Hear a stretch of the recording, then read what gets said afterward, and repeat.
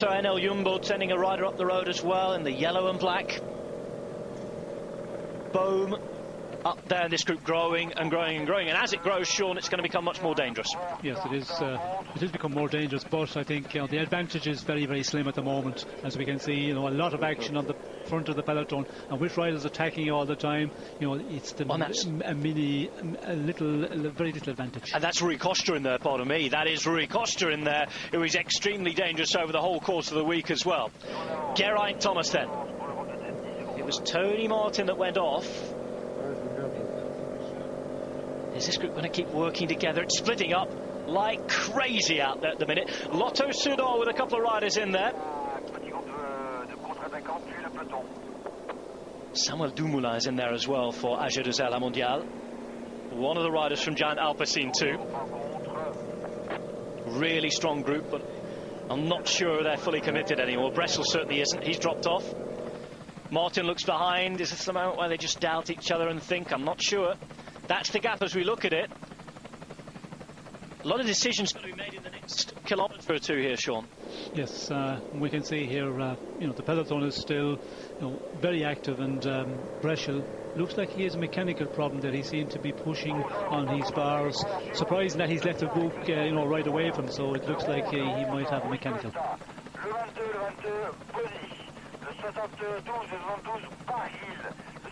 So Warren Barguil was one of the riders chasing. That group, though, is been retaken already. So forget about the group with Rui Costa, Warren Barguil, Samuel Dumoulin, and all the rest in it.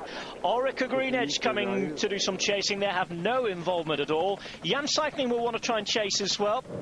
But if you're in an Ethics Quick-Step Sky or Astana jersey, you will not be doing too much of the work at the front of the peloton at the minute. Lars Bohm, Geraint Thomas, and of course Tony Martin away.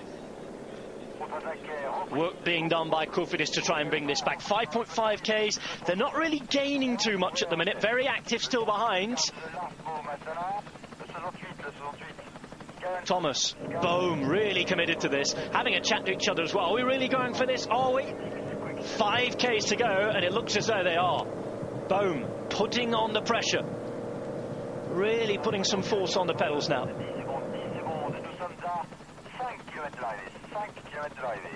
Chasing Orica Green Edge, just keeping an eye on them behind Astana. Jam Cycling there with Chavanel as well, trying to put in house for today, and it's a frantic chase being put on behind. They've got some really strong rouleurs as well here of Orica Green Edge. They don't want to see their riders lose too much time this week, because Albazini's such a strong man on his day. You've got the likes of Clark, who's there as well. Orica Green Edge, who've got Mitchell Docker to work hard, Kukulera as well, Meyer, who can time trial his way out of a lot of holes. Daryl Impey, who's strong too. 4.4 Ks to go. Lars Bohm, Tony Martin, Geraint Thomas. How did it look to you here, Sean?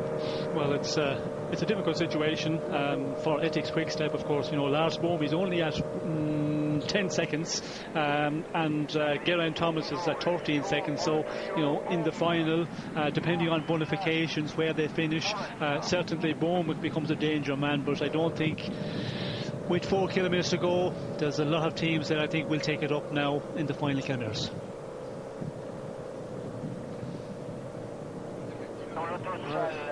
Orica Green Edge have been joined by Lotto Soudal in an attempt to pull in 3 extremely strong riders here. And look, it is suddenly so active in the peloton with 3.5 kilometres to go. They wanted a sprint here. They needed a sprint here. There aren't many opportunities in Pyrenees for it. We had a real messy one yesterday. It's Geraint Thomas out there with Tony Martin in second wheel. Lars Bohm third in the light blue. They're still coming on and through. They're still working hard, but it's going to be a real task for them to stay out. If any 3 riders can stay out, there are these 3 riders. Tony Martin at the head of it here, and of course if Tony Martin were to go up there at 7 seconds, time bonuses, it's looking good for Ethics Quick-Step to keep the yellow jersey. Geraint Thomas isn't far off though. Geraint Thomas for Team Sky. Going into this today, Thomas is at 13 seconds of the lead. So of course the bonus seconds really could play a lot into terms of how it finished. Astana with Lars Bohm, of course. Bohm at 10 seconds. All 3 riders dangerous to everybody in the overall. of course, Ethics Quickstep, who have the yellow jersey, just want to keep their man safe behind because Tony Martin is in front and with a real chance himself. But this is a good job being done at the minute by Orica Green Edge and Lotto, Sean. Yes, well, Lotto has been doing in the last 2 kilometres. Lotto was really pulling it on the front here. We can see Tim Wellens putting in a big one, and a lot of the other ones, and also Green Edge here. They want to get this back together, of course, for Michael Matthews in the sprint, and it looks like it's going to come back together again, and one of these big bunch sprints as we go inside the final 2 kilometres. Geraint Thomas, Tony Martin and Lars Bohm lighting up the race inside the final 2 kilometres today. It is all going to come back together now. We are going to have a sprint. How organised will everybody be inside the last 1.5 kilometres? Certainly, first look here, Sean, you've got Lotto Soudal and Giant Alpecin who have trains ready and raring to go. Yes, and Giant Alpecin, we haven't seen them really put in a big pull on the front, where Lotto has been doing, quite a lot of work there. So they have committed a number of the riders, and it's important now. I think it's upset the tactic of some riders because of this breakaway going away in the final kilometres. And look out for Eugenii Hutarovic. He's always there or thereabouts and racing on French roads. He's there towards the front, as is Arnaud Demar as they go under the Flamme Rouge.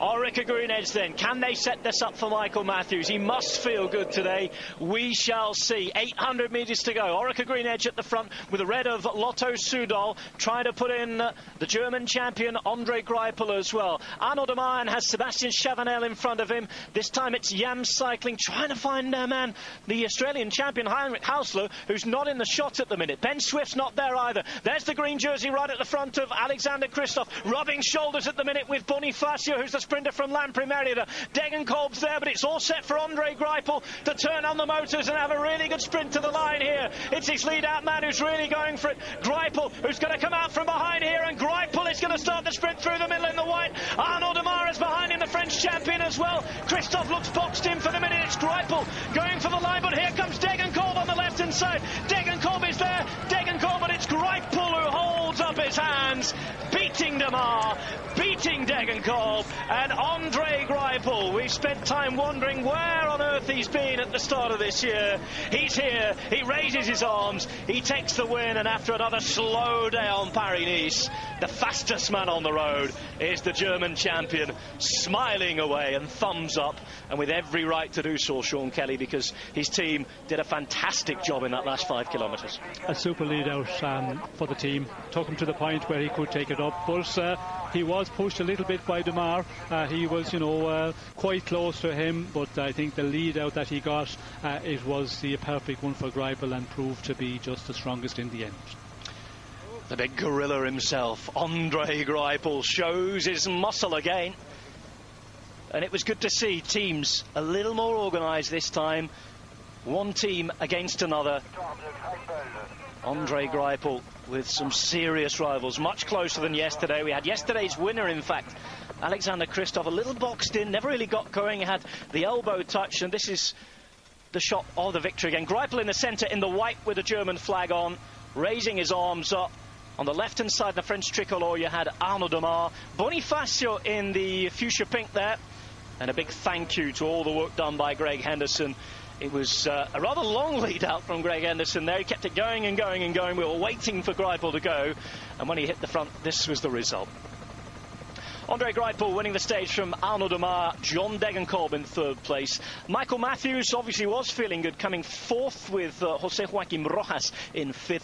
Boigny 6th, no win for him on the day, he wanted it so much. Hofland in 7th with Christophe Valkenekten in 9th as well. Bonifacio finishing 10th. And this was the slow-mo. Greipel being pushed, as Sean said, all the time. Look where Degenkolb comes from, a long, long way down here.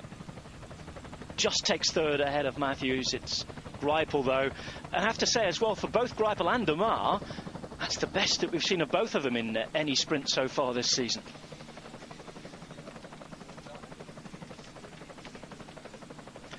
Andre Greipel winning. This is it again, Sean. Encouraged by Arnaud Demar in that as well?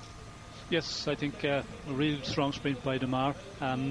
You know, he did challenge Greipel there. It looks like that he's closer here, but when you look at the overhead shot, a bit more of an advantage for Greipel, but still one of his best sprints of the season. Greipel then gets that big win. He's struggled so far this year. Really, really happy to have that winning feeling back again. We look down on Saint-Amand-Montrond. It's his former teammate and bit of a rival, Mark Cavendish, who won here when we were with the Tour de France a couple of years ago.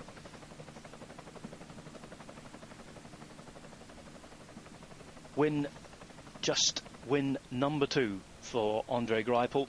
Actually won in the Portuguese holiday resort of Vila Moura, where all the rich yachts are down there on the Algarve. He was a victor on the 5th and final stage of the Volta ao Algarve, Tour of the Algarve. He's won stage 2 of Paris-Nice, and that's a big one for him. André Greipel for Lotto Soudal. He's a man that, taking the win with his prologue the other day, it's not really going to do too much as far as the jersey's concerned for him, because he was 44 seconds back. 10 bonus seconds. Bonus seconds as well for Degenkolb, let's remember. Yes, Degenkolb will move into third place in general classification at 3 seconds. That's what I make the count. So he's working away at it every day. He's coming back, but it's taking a lot of work to try and get the yellow jersey of leader. Fair play to him. He's working really hard this week, John Degenkolb. He's been active. He already sprinted for the intermediate sprint points. He gets 3rd there. No eye test retired this time for him. But of course, he will have believed his eyes when he saw André Greipel. He knows all about the capabilities of him. 2 riders who get on in the German national team as well. They both talked about riding as part of the German team. It was the plan